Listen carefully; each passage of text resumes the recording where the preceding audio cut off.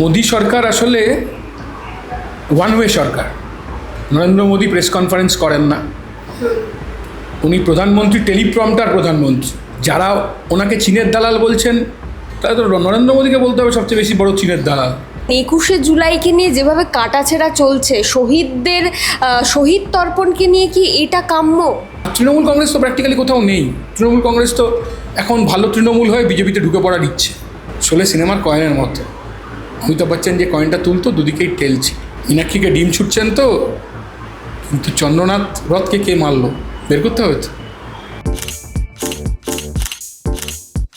ভাই ভাই, এটা মডেল না খাতা। আর কত ফটোগ্রাফি করবি? চুপ কর, সামনে মাধ্যমিক, নোট জোগাড় করে পড়তে হবে। কবে পড়বি ভাই?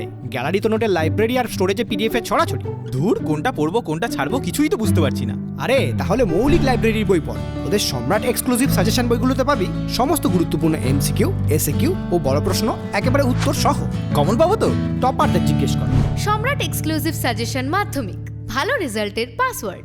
দাদা, একেবারে দিল্লির যন্তর মন্তরে সোনাম ওয়াংচুক 20 দিন ধরে তিনি অনশন করছিলেন। আমরা দেখছিলাম ক্রমশ তার শারীরিক অবস্থার অবনতি ঘটছে। তারপরেও সরকারের তরফ থেকে তো কোনো রকম কোনো বার্তা মেলেনি। উপরন্তু আজকে যেটা দেখা যাচ্ছে যে সোনাম ওয়াংচুককে হসপিটালাইজড করা হয়েছে এবং সেখানে উপস্থিত যে সমস্ত আন্দোলনকারী বিক্ষোভকারী তারা যেটা বলছেন যে তাকে জোর করে নিয়ে যাওয়া হয়েছে। কি বলবেন? সোনাম ওয়াংচুক যেতে চাননি। সরকারের কাজ হয়েছে, দিল্লির সরকারের এবং নতুন রাজ্য সরকারের কাজ হয়েছে প্রতিবাদীদের অ্যারেস্ট করা, প্রতিবাদীদের বলপূর্বক অ্যারেস্ট করা। কিন্তু সরকার যে দুর্নীতিতে যুক্ত হচ্ছে, নিটকে নিয়ে যে দুর্নীতি হলো তার বিরুদ্ধে ব্যবস্থা হলো না। শিক্ষামন্ত্রীর বিরুদ্ধে কোনো ব্যবস্থা হলো না। ধর্মেন্দ্র প্রধানকে প্রধানমন্ত্রী ইস্তফা দিতে বললেন না, কিন্তু সোনাম ওয়াংচুকে জোর করে কাপুরুষের দল, এখানে কাপুরুষের দল, পুলিশকে ব্যবহার করে, রাষ্ট্রশক্তিকে ব্যবহার করে, ঠিক মমতা ব্যানার্জি যেমন করতো একই কায়দা একই, সেই কায়দায় আজকে বলপূর্বক অ্যারেস্ট করা হলো, হসপিটালে নিয়ে যাওয়া হলো। আপনি যা বলুন, এর আগে সোনাম ওয়াংচুকে অ্যারেস্ট করা হয়েছে আমরা দেখেছি। অত্যন্ত লজ্জাজনক এবং অত্যন্ত নিন্দনীয়। গোটা দেশের বিশিষ্ট মানুষরা তারা হচ্ছে ঘটনার সমালোচনা করছেন। শান্তিপূর্ণ উপায় হাঙ্গার স্ট্রাইক উনি করছিলেন। সরকার সমঝোতা করার চেষ্টা করলেন না, সরকার কথা বলার চেষ্টা করলেন না। সরকারের যে মন্ত্রক এই দুর্নীতির সাথে যুক্ত, এই কেলেঙ্কারির সাথে, নিট পরীক্ষার কেলেঙ্কারির সাথে যুক্ত, সেই মন্ত্রক এর বিরুদ্ধে কোনো ব্যবস্থা নিলেন না। ভোরের দিকে লুকিয়ে এসে কাপুরুষের দল তারা এই ঘটনা ঘটালেন। এর মধ্যে আশার আলো আছে। ওখানে ইতিমধ্যে 3 জন আরও বিশিষ্ট তারা হাঙ্গার স্ট্রাইকে বসেছেন। এই ঘটনার সংহতি জানিয়ে, এই আন্দোলনকে সংগতি জানিয়ে গোটা দেশে অবস্থান আন্দোলন শুরু হয়েছে। আমাদের কলকাতাতেও কিছু জায়গায় শুরু হয়েছে। মোদি সরকার আসলে ওয়ান ওয়ে সরকার। নরেন্দ্র মোদী প্রেস কনফারেন্স করেন না, উনি প্রধানমন্ত্রী, টেলিপ্রম্পটার প্রধানমন্ত্রী। টেলিপ্রম্পটার থাকলে উনি বলতে পারেন, টেলিপ্রম্পটার না থাকলে উনি বলতে পারেন না। উনি তো দেশে থাকেন না, মাঝে মধ্যে ভারতবর্ষে বেড়াতে আসেন, তো বিদেশেই থাকেন। আমাদের কথা হচ্ছে ভারতবর্ষের মানুষের আর্থিক সংকট, তার থেকে মানুষ কি মুক্তি পাবে না পাবে? পেট্রোলের দাম, ডিজেলের দাম, রান্নার গ্যাসের দাম, কেরোসিন তেলের দাম, আমাদের রাজ্যের দুধ, বিদ্যুতের দাম আকাশ ছোঁয়া অবস্থায় যাচ্ছে। আর তার সাথে ছেলেমেয়েদের কাজ নেই, চাকরি নেই, শিক্ষা পণ্যে পরিণত হয়েছে। মা বাবার টাকা থাকলে ছেলেমেয়ে পড়াশোনা করবে, মেধা থাকলে হবে না, মা বাবার টাকা থাকতে হবে। ফিজিক্স অনার্স পড়ার বা জিওগ্রাফি অনার্স পড়ার খরচা একটা এসি মেশিন কেনার আর ওয়াশিং মেশিন কেনার আর ফোন কেনার মতো। শিক্ষা পণ্যে পরিণত হয়েছে। আর যেখানে যেটুকু পরীক্ষা ব্যবস্থা আছে সেখানে দুর্নীতি, কোয়েশ্চেন লিক, সেই কারণেই তো প্রতিবাদ হচ্ছিল। আজকে যে ঘটনা ঘটিয়েছে দিল্লির সরকার কাপুরুষের মতো, এই ঘটনা অত্যন্ত লজ্জার এবং নিন্দনীয়। এবং এই সোনাম ওয়াংচুককে বিজেপির তরফ থেকে প্রচার করা হচ্ছে যে তিনি চীনের দালালি করছেন, এই গোটা আন্দোলনে অনশনে চীন থেকে ফান্ডিং আসছে। না না, একদম বাজে কথা। সোনাম ওয়াংচুক চীনের আগ্রাসী নীতির বিরুদ্ধে অনেকবার কথা বলেছে, চীনের আগ্রাসনের বিরুদ্ধে অনেকবার সোনাম ওয়াংচুক কথা বলেছে। আর যারা ওনাকে চীনের দালাল বলছেন তারা তো নরেন্দ্র মোদীকে বলতে হবে সবচেয়ে বেশি বড় চীনের দালাল, কিন্তু উনি সবচেয়ে বেশি গিয়ে ওখানে চীনের সব বড় কর্তাদের সাথে ঝুলে এসেছেন, 5 বার 6 বার চীনে চলে গেছেন। এসব একটা দাগিয়ে দেওয়ার চেষ্টা। প্রশ্নের উত্তর না দিতে পারলেই তুমি চীন হয়ে যাবে, তুমি পাকিস্তানি হয়ে যাবে। প্রশ্নের উত্তর তুমি যদি না দিতে পারো, তুমি যদি প্রশ্ন করো যেন কেন হাঙ্গার ইন্ডেক্সে ভারত পাকিস্তানেরও নিচে, যেই তুমি এই প্রশ্ন করবে তখন তুমি পাকিস্তানের দালাল হয়ে যাবে, তুমি চীনের দালাল হয়ে যাবে। এবং দাদা, এই গোটা ঘটনায় আমরা দেখতে পাচ্ছি যেখানে সোনাম ওয়াংচুক গোটা দেশের ছাত্রছাত্রীদের ভবিষ্যৎ নিয়ে লড়ছে, সেখানে কিছু সরকার পক্ষের সমর্থক বা বিজেপির সমর্থকই বলতে পারি, তারা র্যান্ডামলি সোশ্যাল মিডিয়ায় পোস্ট করে দিচ্ছে যে সোনাম ওয়াংচুক মরে গেলেও তাদের কিছু যায় আসে না। এটা কি কাম্য দেশের জনগণের থেকে? কখনোই তো কাম্য না। যারা বিশেষ করে তারা ছাত্রছাত্রী, বেশ কিছু ছাত্রছাত্রী, এসব যারা প্রোফাইল থেকে করছে অধিকাংশ ফেক প্রোফাইল। দ্বিতীয়ত হচ্ছে কিছু পেরোলে আছে, হোয়াটসঅ্যাপ ইউনিভার্সিটির পেরোলে আছে, একটা পোস্ট করলে কিছু টাকা পায়, একটা কমেন্টস করলে কিছু টাকা পায়। সাধারণ মানুষ, সাধারণ ছাত্রছাত্রীরা এটা মনে করে না। মানুষকে মিথ্যে বোঝানো হয়, ভুল বোঝানো হয়। কিছু টার্মস আছে, সেই টার্মসগুলো বলে কিছু হলেই প্রশ্ন করলেই তুমি হয়ে যাবে জেহাদি, প্রশ্ন করলেই তুমি হয়ে যাবে চীনের দালাল। আপনারা একটা পরীক্ষা ব্যবস্থা সুষ্ঠুভাবে করতে পারছেন না, সে প্রশ্ন করা যাবে না। রাজ্যের তৃণমূল কংগ্রেসের দুর্নীতিগ্রস্ত নেতারা বিজেপির পকেটে ঢুকে গেছে, কোথাও এনসিপিআই এর নামে, কোথাও ধান্দাবাজ আসলে বিদ্রোহীদের নামে মুখ্যমন্ত্রীর পকেটে ঢুকে পড়েছে। রাজ্যে একটা বিরোধী দলনেতা দেখলাম, যে বিরোধী দলনেতা দিনের বেলা বিধানসভায় থাকে, রাতের বেলা রাজ্যের মুখ্যমন্ত্রীর সাথে মিটিং করে। এরম বিরোধী দলনেতা তো অতীতে কোনোদিন দেখিনি। কাজেই প্রশ্ন করলেই তুমি পাকিস্তানি, প্রশ্ন করলেই তুমি চীনের দালাল। আর নিজে 5 বার গিয়ে চীনের রাষ্ট্রপ্রধানদের সাথে গিয়ে ঝুলে আসবেন, আবার পাকিস্তানের রাষ্ট্রপ্রধানের রাত্রি আর বিয়েতে গিয়ে খেয়ে চলে আসবেন, তাতে কোনো অসুবিধা নেই। আর মানুষ প্রশ্ন করলেই, আমরা তো ছোটোবেলা থেকে শুনেছি যে কোয়েশ্চেন এভরিথিং, ডাউট এভরিথিং। রাষ্ট্র গণতান্ত্রিক ব্যবস্থায় আমি প্রশ্ন করতে পারবো না? আমি প্রশ্ন করতে পারবো না কেন? কেন সারের দাম বাড়ছে?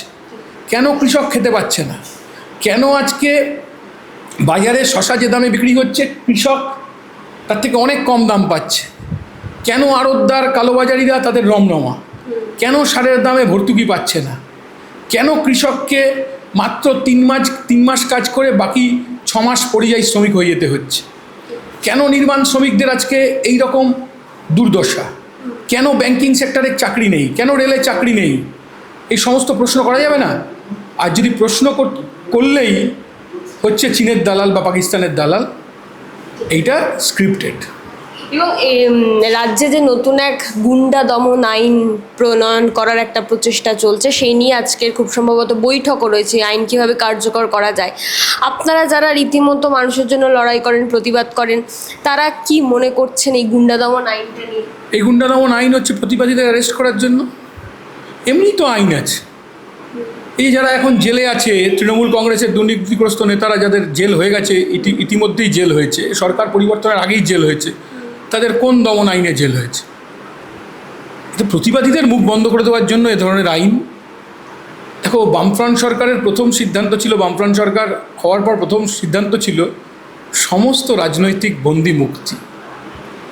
আর এরা আইন নিচ্ছে, দেখলে তো ওই যে লাহেককে যেভাবে গ্রেপ্তার করলো মিথ্যে কেস দিয়ে, লাহেক পুলিশকে সাহায্য করছিল, ওখানে যে মানুষ ক্ষোভে আক্রোশে যা করছিল, লাহেক তার নিন্দা করছিল, লাহেক মানুষকে সংযত করার চেষ্টা করছিল। আমরা কেউ মব লিঞ্চিংকে সমর্থন করি না, কেউ মব লিঞ্চিংকে সমর্থন করি না। ওখানে যে ছেলেটা মারা গেছে মব লিঞ্চিংয়ে, সেটা কি আমরা সমর্থন করি না? কিন্তু সেই ছেলেটা যে নির্দোষ, এটা শুভেন্দু অধিকারী কোথা থেকে জানলেন? রায়ের বিচারের অনুসন্ধানের আগেই বলে দিচ্ছেন কে দোষী কে নির্দোষ, ঠিক মমতা ব্যানার্জি যেমন করতেন। শোলে সিনেমার কয়েনের মতো। অমিতাভ বচ্চন যে কয়েনটা তুলতো দুদিকেই টেলছে। এবং এই গুন্ডা দমন আইন যেটা আপনি বললেন যে প্রতিবাদীদের কণ্ঠরোধ করার জন্য, একই রকমভাবে বিজেপি নেতাদের প্রশ্ন করেছিলাম, তো তারা বলছে যে না, এটা শুধু গুন্ডাদের জন্য, গণতান্ত্রিক অধিকারের জায়গাতেই থাকবে, প্রতিবাদীদের ওপর এই গুন্ডা দমন আইন প্রয়োগ করা হবে না, এটা শুধু সমাজের গুন্ডাদের জন্য। কেজরিওয়ালকে কেন অ্যারেস্ট করেছিলেন? এতদিন অ্যারেস্ট করে রাখলেন কেন? ভাইপোকে অ্যারেস্ট করতে পারছেন না কেন এখনও? রাজ্যের প্রাক্তন মুখ্যমন্ত্রীর বিরুদ্ধে ব্যবস্থা নিতে পারছেন না কেন এখনও? ভাইপো বউ কিসব সোনা পাচার টাচার করেছিল শুনেছিলাম, কই কোনো ব্যবস্থা হচ্ছে না তো? হ্যাঁ, 60 জন 64 জন বিধায়ক বিজেপির পকেটে ঢুকে গেলেই তার বিরুদ্ধে ব্যবস্থা হচ্ছে না। তারা ধান্দাবাজ, আসলে তারা বিদ্রোহী না, তাদের বিরুদ্ধে ব্যবস্থা হচ্ছে না। বিজেপির পকেটে থাকলে সে সাধু। বিজেপি হচ্ছে প্রসিদ্ধ ওয়াশিং মেশিন। বিজেপিতে ঢুকে পড়লেই হেমন্ত বিশ্ব শর্মার মতো সারদায় দুর্নীতিগ্রস্ত হেমন্ত বিশ্ব শর্মারা সাধু হয়ে যান, পাওয়ারেরা সাধু হয়ে যান, তাই তো? এখন আমরা দেখতে পাচ্ছি রাজ্যে 21শে জুলাই আর কয়েকদিন মাত্র বাকি। সেখানে এর আগে এতদিন এই 21শে জুলাই কাদের, কংগ্রেস পালন করবে নাকি তৃণমূল পালন করবে, এটা নিয়ে এটা চলতো। এখন ভালো তৃণমূল মানে মমতার তৃণমূল করবে না কালীঘাট তৃণমূল করবে নাকি কংগ্রেস করবে, এই নিয়ে দ্বন্দ্ব চলছে। অবশেষে 3টে পক্ষই তারা জায়গা পেয়েছে। কি বলবেন 21শে জুলাইকে নিয়ে যেভাবে কাটাছেঁড়া চলছে, শহীদ তর্পণকে নিয়ে কি এটা কাম্য? প্রথম কথা হচ্ছে, একদল উচ্ছৃঙ্খল নেতা তাদের কায়েমি স্বার্থ চরিতার্থ করার জন্য কিছু গরিব ছেলে মেয়েদের হাতে পাইপ গান দিয়ে রাইটার্স দখল করতে গিয়েছিল। কেন রাইটার্স দখল করতে গিয়েছিল? সেশন কার্ডের দাবিতে, মানে ইলেকশন কার্ডের দাবিতে, পরিচয়পত্র দিয়ে ভোট করতে হবে। তো এর জন্য তো নির্বাচন কমিশনের দপ্তরে যাওয়া উচিত ছিল। রাইটার্স বিল্ডিংয়ের সাথে এর সম্পর্ক কী? রাইটার্স বিল্ডিংয়ের সাথে কোনো সম্পর্ক নেই। এবং পাইপ গান নিয়ে গিয়ে একেবারে নেশাগ্রস্ত অবস্থায় কিছু ছেলে মেয়েদেরকে নিয়ে গিয়ে গরিব মানুষকে ভুল বুঝিয়ে মমতা ব্যানার্জির নেতৃত্বে অসভ্যতা হয়েছিল। তারপর তারা শহীদ অনুষ্ঠান করতে পারেন, কোনো অসুবিধা নেই। বাম সরকারের গুলিতে তারা নিহত হননি। হ্যাঁ না, বাম সরকারের গুলিতে গুলি আগে কে ছুঁড়েছিল? পাইপ গানের ছড়রা থেকে, পাইপ গান থেকে শান্তিপূর্ণ আন্দোলন তো কোনো দিন এরা করেনি। এরা ধর্মঘটের দিন মলোটফ ককটেল বোমা ছুঁড়েছিল চারু মার্কেটে। এরা সেশন গার্ডের দাবিতে গিয়ে 21শে জুলাই পাইপ গান নিয়ে পুলিশকে আক্রমণ করেছে। তারপর দাঁড়িয়ে তো রাজনৈতিক কর্মসূচি হয়েছে, বামফ্রন্ট সরকারের সময় হয়েছে, কোনো অসুবিধা হয়নি। তারা তো এই কর্মসূচি করেছেন। এখন তৃণমূল কংগ্রেসকে নিয়ে যত কম বলা যায় তত ভালো, কারণ তৃণমূল কংগ্রেস গলে গেছে। বরফ যেরকম গলে যায়, তৃণমূল কংগ্রেস বলে কিছু পশ্চিমবাংলায় নেই। আসলে তৃণমূল কংগ্রেস থাকারও কথা ছিল না, কারণ তৃণমূল কংগ্রেস হচ্ছে একদল ধান্দাবাজদের নিয়ে তৃণমূল কংগ্রেস তৈরি হয়েছে। এই ধান্দাবাজদের মধ্যে কেউ কেউ ভোটের 1 বছর 1.5 বছর 2 বছর আগেই জার্সি পরিবর্তন করেছেন, করে বিজেপিতে গিয়ে সাধু সেজেছেন। আর একদল ধান্দাবাজ তারা আগামী দিনে ধরা পড়বেন, প্রত্যেকের বিরুদ্ধে কেস আছে, আগামী দিনে ধরা পড়বেন সেই ভয়ে তারা বিজেপির পকেটে ঢুকে গেছে।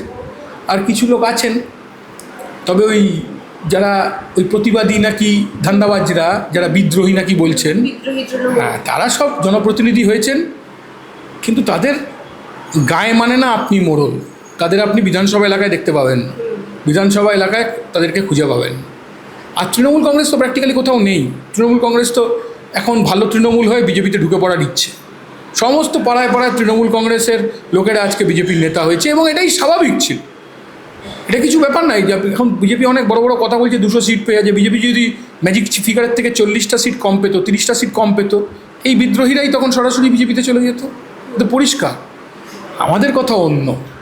এই যে 1 কোটি মানুষ তৃণমূল কংগ্রেসকে ভোট দিলেন, এই তৃণমূল কংগ্রেসকে ভোট না দিয়ে যদি বামপন্থীদের ভোট দিতেন, তাহলে অন্তত 50-60টা এমএলএ মুস্তাফিজুর রহমান আর নওশাদ সিদ্দিকীদের পাশে দাঁড়িয়ে বিধানসভায় প্রশ্ন করতে পারত।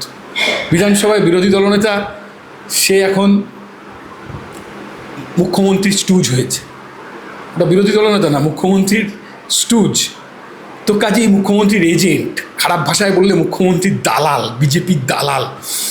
তো যদি এই 1 কোটি মানুষ অন্তত 1 কোটির মধ্যে 50-60 লাখ 70 লাখ মানুষ যদি বামপন্থীদের ভোট দিতেন, তাহলে বিধানসভার অভ্যন্তরেই এই যে গরিব মানুষকে বুলডোজার দিয়ে উচ্ছেদ করে দেওয়া হচ্ছে, বিধানসভা অভ্যন্তরেই ভয়েস অফ পিপল, পিছিয়ে পড়া মানুষের কণ্ঠস্বর, তা বিধানসভার অভ্যন্তরে প্রতিধ্বনিত হতে পারত।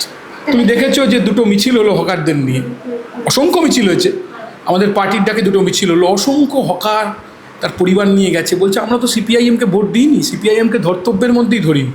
কেউ বলছে আমরা বিজেপিকে ভোট দিয়েছি, কেউ বলছে আমরা তৃণমূলকে ভোট দিয়েছি, কিন্তু সিপিআইএম পথে নেমেছে। আমাদের কথা অন্য কিছু না, পুনর্বাসনের ব্যবস্থা করতে হবে। তো তুমি কী করে তুলে দিচ্ছ হঠাৎ করে মনে ওয়ান ফাইন মর্নিং মনে হলো আমি বুলডোজার দিয়ে গুড়িয়ে দেবো। তুই বড় লোকের বাড়ি গড়াতে পারবে? বড় লোকের প্রতিষ্ঠান গড়াতে পারবে? সব আইনি। ভারতবর্ষে পশ্চিমবাংলায় যা আছে সব আইনি। একটার পর একটা ইঞ্জিনিয়ারদের টাকা খাইয়ে কাউন্সিলররা কোটি কোটি টাকা কামিয়ে, সবচেয়ে বেশি ইললিগাল তো 66 নম্বর ওয়ার্ডে। আজকে তুমি ইললিগাল ফ্ল্যাট ভাঙতে যাচ্ছ, আজকে ইললিগাল ফ্ল্যাটগুলো হলো কাদের জন্য? তাদের বিরুদ্ধে অ্যারেস্ট হচ্ছে না কেন? কেন জাভেদ আহমেদ খানকে অ্যারেস্ট করা হচ্ছে না? কেন তার ছেলে ফৈয়াজ আহমেদ খানকে অ্যারেস্ট করা হচ্ছে না? অ্যারেস্ট করা হবে না, তার কারণ তারা শাসক দলের পকেটে ঢুকে গেছে। না, ধান্দাবাজ তৃণমূল। বিদ্রোহী কথাটা অনেক অনেক ভালো কথা, অনেক প্রতিবাদের কথা। এদের বিদ্রোহী বলা যায় না। এদের বিদ্রোহী বলতে গেলে ধান্দাবাজদের আপনি কি বলবেন? কিন্তু দাদা, এই যে আপনি বললেন যে 1 কোটি মানুষ যদি আপনাদের ভোট দিত, বা এই হকার আন্দোলনে যারা নেমেছে তাদের অনেকেই নাকি বলছে যে সিপিএমকে তারা ধর্তব্যের মধ্যেই ধরেননি। তার মানে তো কোথাও গিয়ে এটা আপনাদের ব্যর্থতা যে ভোটের আগে আপনারা এত কিছু সত্ত্বেও বোঝাতে পারেননি তাদের যে প্রধান বিরোধী হিসাবে বামেদেরই দরকার। হ্যাঁ, বটেই তো, এটা অস্বীকার করার জায়গা নেই তো। আমরা তো মানুষকে কথা বলেছি যে এটা আপনি জেনে রাখুন, আজকে তৃণমূল কংগ্রেস যেরকম বরফের মতো গলে যাচ্ছে, সময়ের অপেক্ষা, বিজেপিরও এরকম পরিণতি হবে। মীনাক্ষীকে ডিম ছুটছেন তো, আপনি ঠিক করে দিচ্ছেন তো কে কোথায় নামাজ পড়বে। রেড রোড বন্ধ করে দেওয়া যায়, বছরে 2 দিন 1 ঘন্টা নামাজ, 1.5 ঘন্টা নামাজ পড়ার জন্য রেড রোড চালু করলেন, বলে নামাজ পড়তে দেবেন না। একটা বড় অংশের মানুষ মনে করলো যে বিজেপির সরকার ভালো কাজ করছে, অন্তত রাস্তা আটকে নামাজ পড়া হবে না। তারপর দেখলো 7 দিন যোগার জন্য সেটা বন্ধ থাকছে। এটা দ্বিচারিতা। আসলে দেশের সরকার গরিব হিন্দু এবং গরিব মুসলমানের জন্য নীতি নেবে না, তাই ওকে হিন্দু সাজতে হয়েছে, ঠিক মমতা ব্যানার্জিকে যেমনভাবে মুসলমান সাজতে হয়েছিল। মমতা ব্যানার্জি তো মুসলমানদের আজকে এই সর্বনাশ করেছেন, মুসলমানদের পেছন থেকে ছুরি মেরেছেন। একটা রাজ্যের মুখ্যমন্ত্রীর কথা বলতে পারেন নাকি যে আমি একটা সম্প্রদায়কে নিয়ে রাস্তায় নেমে যাব? মমতা ব্যানার্জি তো বিজেপিকে সাহায্য করেছেন। এই মেজরিটেরিয়ান অথরিটি তৈরি করতে তো মমতা ব্যানার্জি সাহায্য করেছেন। এটা তো ছিল না পশ্চিমবাংলায় কোনোদিন, এরকম মেজরিটি মাইনরিটির লড়াই তো ছিল না পশ্চিমবাংলায়। মাইনরিটি সম্বন্ধে, সব ধরনের মাইনরিটির সম্বন্ধে একটা ঘৃণার আবহাওয়া তৈরি হয়ে গেছে। আপনি দেখেছেন নাকি কোথায় কে মাংস কাটছে, কোথায় কার বাড়িতে কে কার সাথে বিয়ে হয়েছিল, কার ধর্মের বাড়িতে চলে যাচ্ছেন, মাংস কাটার দোকানে গিয়ে জিজ্ঞেস করছেন সেখানে এখানে কি হালাল মাংস আছে নাকি অন্য ধরনের মাংস আছে। আপনি হাজির বিরিয়ানির দোকানের নাম রাখতে পারবেন না, শিলিগুড়িতে ঘটনা ঘটেছে। আফরিন বিরিয়ানির নাম আপনি রাখতে পারবেন না। তাহলে এটা কী হচ্ছে? এটা তো ঘৃণার রাজনীতি। ভারতবর্ষে তো সেকুলার দেশ। ভারতবর্ষে যদি সেকুলার দেশে যদি এরকম ধরনের কথা বলতে হয়, তাহলে নরেন্দ্র মোদী বিজেপির তো পাকিস্তানে চলে যাওয়া উচিত। পাকিস্তান তো সেকুলার দেশে নয়, তো ওদেরই তো পাকিস্তানে চলে যাওয়া উচিত। পাকিস্তানে যেভাবে মুসলিম মৌলবাদীরা যে অসভ্যতা করে, আজকে বাংলা এবং দেশে হিন্দু মৌলবাদের নাম করে একই ধরনের কাজ হচ্ছে। আমি কি পুজো করব? আমি মন্দিরে পুজো করব, আমি মসজিদে নামাজ পড়ব, এটা তো আমি ঠিক করব। এটা আপনি ভাববেন না সব মানুষ সনাতনী হয়ে গিয়ে বিজেপিকে ভোট দিচ্ছে। বিজেপি যদি এটা ভাবে তাহলে ভুল ভাবছে। তৃণমূল কংগ্রেসের গির্জাতে আক্রমণ হবে তো।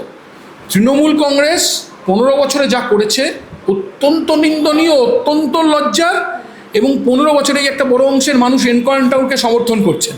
তারা কি সব বিজেপির পক্ষের লোক নাকি? কোনোভাবেই না। মানুষ তো দেখেছে যে আমার বাড়ির মেয়েটাকে নির্যাতন করা হয়েছে, আমার ছেলেকে সিপিআইএম করার জন্য বা বিজেপি করার জন্য খুন করে দেওয়া হয়েছে। 2021 সালের পর 16 সালের পর ব্যাপক পোস্টপোল ভায়োলেন্স, এবং যারাই ভায়োলেন্স করেছে তারা বহাল তবিয়াতে ঘুরে বেড়াচ্ছে। তাই এই অবস্থা থেকে মানুষের এটা মনে হয়েছে। তার মানে কেউ একজন আজকে এনকাউন্টারকে সমর্থন করে দিচ্ছেন বলে তারা বিজেপির নীতিকে সব সমর্থন করছেন, ব্যাপারটা এরকম না। মানুষের ক্ষোভের থেকে মানুষ এ কথা বলছেন, কিন্তু আমরা বলছি যে ঠান্ডা মাথায় ভাবতে হবে, আইন আছে, আদালত আছে। রক্ত এসে গেল, রক্ত চলছে। হ্যাঁ, তামান্নার জন্য আমরা গিয়ে বলেছিলাম, মীনাক্ষীরা গিয়ে শুভেন্দুবাবুকে বলেছিল, তো তামান্নার অপরাধীদের ধরেছেন রাতে, কিন্তু চন্দ্রনাথ রথকে কে মারলো বের করতে হবে তো। বিজেপির সব নেতারা বলেছিল তো যে তৃণমূল কংগ্রেসের লোকেরা মেরেছে। তৃণমূল কংগ্রেসের লোকেরা মেরেছে নাকি অন্য কেউ মেরেছে, কী অভিসন্ধিতে মেরেছে তো কল্পনা করা যায় না। রাজ্যের হবু মুখ্যমন্ত্রী, প্রায় মুখ্যমন্ত্রী হয়ে গেছেন তখন, সেই অবস্থায় ওই রকম একটা হিন্দি সিনেমার কায়দায় তাকে খুন করা হলো। কে এর পেছনে এখনো বেরোলো না। ঠিক যেমনভাবে মালদার তৃণমূল কংগ্রেসের নেতাকে খুন হতে হলো, কে খুন করলো বেরোলো না। সুপারি কী দিল, কে দিল বেরোলো না। কলকাতার কাউন্সিলর ভালো তৃণমূলে ঢোকার চেষ্টা করেছিলেন, শেষ পর্যন্ত পারেননি। বিরাট দুর্নীতি করেছিল ওই কাউন্সিলর, কিন্তু ওই কাউন্সিলরকে মারতে গেছিল কারা? পয়েন্ট ব্ল্যাঙ্ক রেঞ্জ থেকে কসবায় ওই ছেলেটার গুলি যদি সেদিন বেরোতো ওই কাউন্সিলর মারা যেত। আমরা কেউ চাই না যেরকম ধরনের খুনোখুনি হোক। আইন আদালত আছে, পুলিশ আছে, কোর্ট আছে, জেল আছে, দুর্নীতি করলে তার ব্যবস্থা আছে। জেল, ভারতবর্ষের জেলের তো নাম সংশোধনাগার। তো কাজেই আইন কেউ হাতে তুলে নিতে পারেন না। তা আমরা চাই সমস্ত এ ধরনের ঘটনার শাস্তি হোক। বারুইপুরে নির্যাতন করলো কারা, তাদের শাস্তি হোক, তাদের বিরুদ্ধে ব্যবস্থা হোক, তাদেরকে কোর্ট করুন, ট্রায়াল করুন, প্রয়োজনে ফাঁসির দিকে নিয়ে যান, কে অসুবিধা করেছে। কিন্তু এনকাউন্টার কোনো সলিউশন না। চন্দ্রনাথ রথের খুনিদের নিশ্চিত শাস্তি হবে, আমরা চাই যাতে শাস্তি হোক। অন্তত বের করুন কে মারলো চন্দ্রনাথ রথকে।